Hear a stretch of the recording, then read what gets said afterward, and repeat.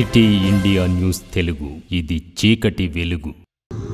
చర్చ ఆల్రెడీ కొత్త ఏం కాదు కదా. 1 నేషన్ 1 ఎలక్షన్ అనేది గతంలో 1 ఎలక్షన్ పార్లమెంటు అసెంబ్లీ ఒకేసారి జరిగేవి కొంతకాలం. మనకు కూడా 2014 వరకు కూడా అసెంబ్లీ పార్లమెంట్ ఒకేసారి జరిగినాయి మన రాష్ట్రంలో కూడా. కొన్ని రాష్ట్రాల్లో వెనక ముందు జరిగిండొచ్చు కానీ మన దగ్గర కూడా మొన్నటిదాకా జరిగినాయి. 2014 వరకు జరిగింది.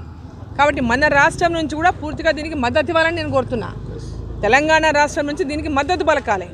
పార్టీ వేరు కదా అని చెప్పి ఈరోజు రాజకీయం చేయడానికి ప్రయత్నం చేయకూడదు. ఈ రాష్ట్ర ప్రభుత్వము కాంగ్రెస్ పార్టీ 1 నేషన్ 1 ఎలక్షన్ అనేది ఈరోజు ఎలక్షన్లతో ప్రతి సంవత్సరం 5 సంవత్సరాలు కంటిన్యూస్గా ఏదో ఎలక్షన్ రావడం వల్ల అభివృద్ధికి పూర్తిగా అడ్డంకిగా తయారైన ఎలక్షన్లు, ఒకసారి అసెంబ్లీ ఎలక్షన్లు, ఒకసారి పార్లమెంట్ ఎలక్షన్లు, ఒకసారి లోకల్ బాడీ ఎలక్షన్లు, గ్రామ పంచాయతీ ఎలక్షన్లు, ఎంపీటీసీ జడ్పీటీసీ ఎలక్షన్లు, మున్సిపాలిటీ ఎలక్షన్లు, ఇట్లా దానివల్ల అభివృద్ధి అనేటటువంటి దానికి ఆటంకం ఏర్పడుతూ ఉంది. దేశవ్యాప్తంగా ఒకేసారి ఎన్నికలు జరిగితే అభివృద్ధి పదంలో 5 ఏళ్లకోసారి ప్రజల దగ్గరికి వెళ్తారు అందరూ.